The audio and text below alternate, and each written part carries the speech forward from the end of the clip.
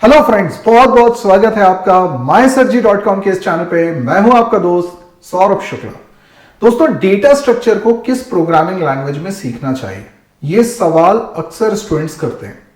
तो आज मैं इस वीडियो में आपको बताने वाला हूं कि डेटा स्ट्रक्चर को आपको किस प्रोग्रामिंग लैंग्वेज में करना चाहिए। साथ ही मैं अपने एक नए कोर्स का अनाउंसमेंट भी करूंगा, तो अंत तक जुड़े रहिए ताकि आपको ये तमाम जानकारी मिल सके। तो दोस्तों, सबसे पहली बात तो यह है कि data structure extremely important subject होता है कंप्यूटर साइंस में। कई बार तो हम इसकी अहमियत को समझ ही नहीं पाते हैं जब हम इंजीनियरिंग कर रहे होते हैं या कंप्यूटर्स का कोई कोर्स कर रहे होते हैं, लाइक बीसीए कर रहे हैं या बीएससी कंप्यूटर्स कर रहे हैं, तो हमें पता ही नहीं चलता कि डेटा स्ट्रक्चर इतना इंपॉर्टेंट क्यों है। और खास तौर पे हम अक्सर उसको थ्योरेटिकल अंदाज में पढ़ने लगते हैं, जिसकी वजह से हमें ऐसा लगता है कि डेटा स्ट्रक्चर में बहुत सारी एल्गोरिदम्स हैं और एल्गोरिदम्स को हमको याद करना पड़ेगा। ये एक बहुत कॉमन परसेप्शन है स्टूडेंट्स के बीच में। डेटा स्ट्रक्चर को पहली चीज तो वैसे पढ़ना ही नहीं है, यानी केवल एल्गोरिदम्स को याद करना, ये डेटा स्ट्रक्चर पढ़ना होता ही नहीं। और अगर आपने ऐसा पढ़ा है तो आप मान के चलिए कि आपको डेटा स्ट्रक्चर नहीं आता है। तो डेटा स्ट्रक्चर को पढ़ने का सही तरीका है उसके कॉन्सेप्ट्स को, उसके डेटा स्ट्रक्चर्स को, उसकी एल्गोरिदम्स को प्रैक्टिकली इंप्लीमेंट करके उसको अंडरस्टैंड करें। और ये करने में काफी समय भी लगता है, काफी प्रैक्टिस भी होती है, लेकिन इसका फायदा बहुत है। फायदा क्या है? फायदा ये कि आप जिस भी प्रोग्रामिंग लैंग्वेज में डेटा स्ट्रक्चर को इंप्लीमेंट करेंगे, आपकी वो प्रोग्रामिंग लैंग्वेज पे कमांड बहुत बढ़ जाएगी, क्योंकि आप इतने इंटेंस प्रोग्राम बनाने वाले, इतने कॉम्प्लेक्स प्रोग्राम्स बनाने वाले हैं कि आपको उस लैंग्वेज पे अच्छी पकड़ हो जाएगी। और दूसरी अच्छी बात यह कि आपके प्रोग्रामिंग लॉजिक्स बहुत अच्छे हो जाएंगे। लॉजिक बिल्डिंग अपने आप हो जाती है जब आप डेटा स्ट्रक्चर की प्रॉब्लम्स को करते हैं। साथ ही आप एफिशिएंट प्रोग्राम बनाना सीख जाते हैं। आपको पता चलता है कि बल्कि प्रॉब्लम जिसमें बहुत सारा डेटा है, एफिशिएंट वे में हम उसमें टास्क कैसे परफॉर्म कर सकते हैं, और डेटा को ऑर्गेनाइज करके रखने से कैसे टास्क एफिशिएंटली परफॉर्म हो सकते हैं, ये डेटा स्ट्रक्चर से हमको पता चलता है। और यही वजह है कि बहुत सारी प्रोडक्ट बेस्ड कंपनीज अपने रिक्रूटमेंट के दौरान इंटरव्यूज में मैक्सिमम पोर्शन डेटा स्ट्रक्चर से ही पूछते हैं। यानी अगर 70-80% देखा जाए तो केवल डेटा स्ट्रक्चर पे बेस्ड क्वेश्चंस होते हैं। और सिर्फ ए ग्रेड कंपनीज ही नहीं, आजकल हर कंपनी में डेटा स्ट्रक्चर पे खासा ध्यान दिया जाता है, क्योंकि अगर किसी को डेटा स्ट्रक्चर अच्छे से आता है तो उसकी प्रोग्रामिंग स्किल भी डेफिनेटली अच्छी होगी, उसके लॉजिक्स भी बहुत अच्छे होंगे, और वो मेहनत कर रहा है, उसको मजा आ रहा है प्रोग्रामिंग में, ये तो साबित हो ही रहा है। तो डेटा स्ट्रक्चर पे जितना ज्यादा आप समय देंगे, उतना ज्यादा आपके करियर के लिए और जॉब हासिल करने के लिए बेनिफिशियल होगा। तो एक अगर होता है कि हमें जल्दी से जॉब चाहिए, तो एप्लीकेशन डेवलपमेंट के लिए कोई भी प्रोग्रामिंग लैंग्वेज सीख के उसमें एप्लीकेशन डेवलप करना लग जाए, ठीक है, जॉब मिल जाएगी। लेकिन अगर आपको बहुत अच्छा करियर बनाना है तो आपके फंडामेंटल्स बहुत स्ट्रांग चाहिए, तभी आपकी अच्छी ग्रोथ हो सकती है। तो उसके लिए data structure is one of the most important and recommended subject. अब बात करते हैं कि कौन सी लैंग्वेज में हमें डेटा स्ट्रक्चर को पढ़ना चाहिए। देखिए, पहली बात तो यह है कि डेटा स्ट्रक्चर लैंग्वेज से इंडिपेंडेंट है। यानी जितनी भी लोगों को ऐसा लगता है कि डेटा स्ट्रक्चर अगर हमने किसी एक प्रोग्रामिंग लैंग्वेज में कर लिया तो दूसरे में भी करना पड़ेगा क्या, नहीं, ऐसा नहीं है। डेटा स्ट्रक्चर में आप जो भी डेटा स्ट्रक्चर्स पढ़ रहे हैं वो लैंग्वेज इंडिपेंडेंट है, का मतलब है कि आप सेम कॉन्सेप्ट को किसी भी प्रोग्रामिंग लैंग्वेज में इंप्लीमेंट कर सकते हो। जैसे डेटा स्ट्रक्चर होता है, ट्री होता है, स्टैक होता है, क्यू होता है, डेक होता है, डायनेमिक एरे होता है, ये जितने भी डेटा स्ट्रक्चर्स हैं ये आप किसी भी प्रोग्रामिंग लैंग्वेज में इंप्लीमेंट कर सकते हैं। तो इस बात से कोई फर्क नहीं पड़ेगा कि आप किस प्रोग्रामिंग लैंग्वेज में डेटा स्ट्रक्चर को इंप्लीमेंट कर रहे हो, data structure will remain same.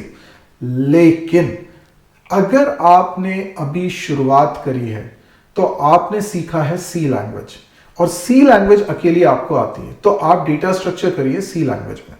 अगर आपको सी प्लस प्लस आती है तो सी भी आती है और सी प्लस प्लस भी आती है, तो मेरा रिकमेंडेशन है कि आप सी प्लस प्लस में डेटा स्ट्रक्चर को करें। थोड़ा ऑब्जेक्ट ओरिएंटेड कॉन्सेप्ट्स भी आपके स्ट्रांग हो जाएंगे, आपको बहुत सारी नई चीजें पता चलेंगी, लाइक कॉपी कंस्ट्रक्टर हम क्यों बनाते हैं, या डीप कॉपी हम क्यों करते हैं, या डिस्ट्रक्टर की क्या अहमियत है, ये भी हमको पता चलेगा जब डेटा स्ट्रक्चर्स को आप ऑब्जेक्ट ओरिएंटेड वे में इंप्लीमेंट कर रहे होंगे। इवन कॉपी असाइनमेंट ऑपरेटर की ओवरलोडिंग क्यों जरूरी होती है, ये सब हमको समझ में आएगा।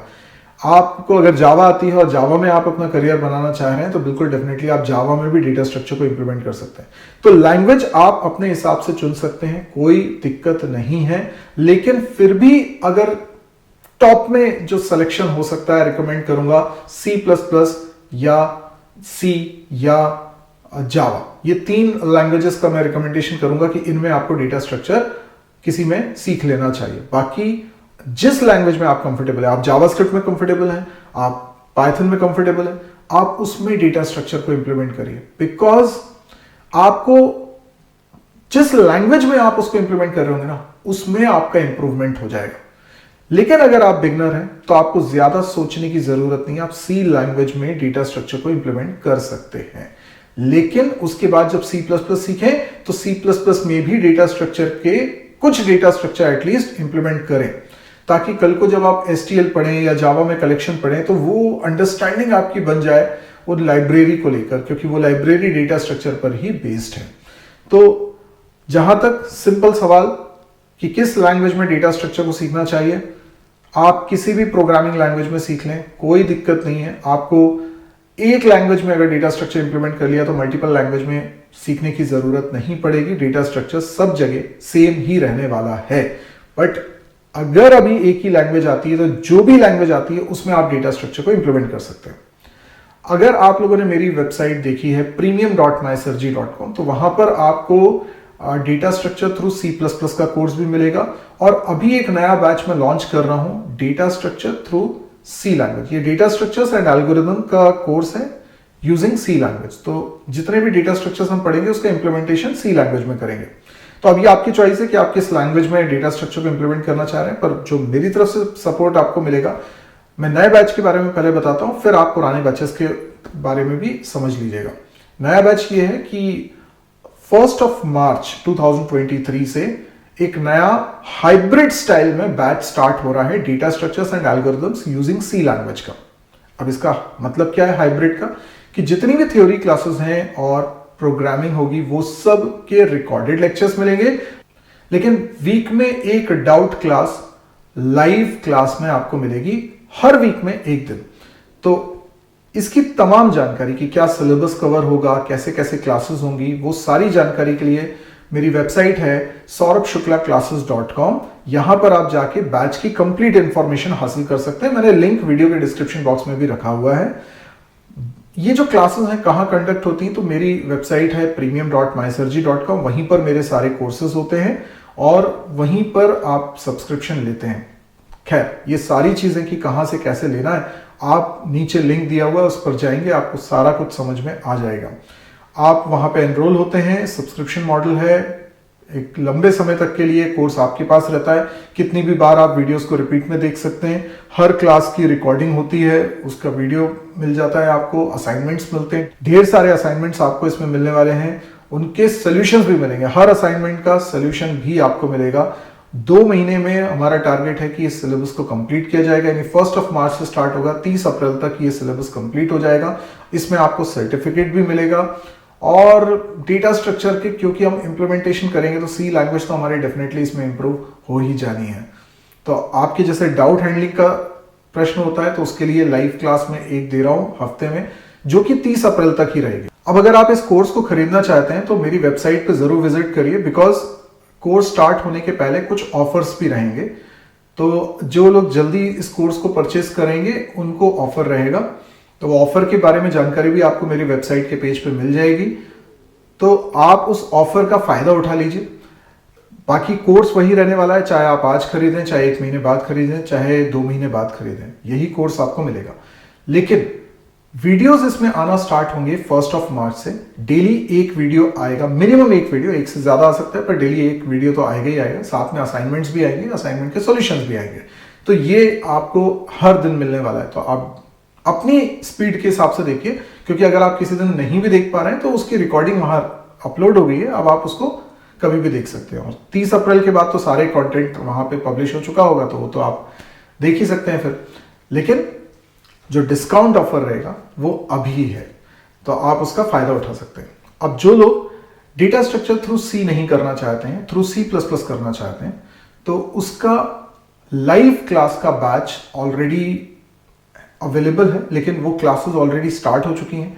तो जितनी क्लासेस हो चुकी हैं, अभी जब मैं वीडियो रिकॉर्ड कर रहा हूं तो वो बैच रनिंग है, अब एंड होने वाला है। तो आप अगर उस बैच को भी ज्वाइन करेंगे तो लाइव क्लास की रिकॉर्डिंग उसमें आपको मिलेगी।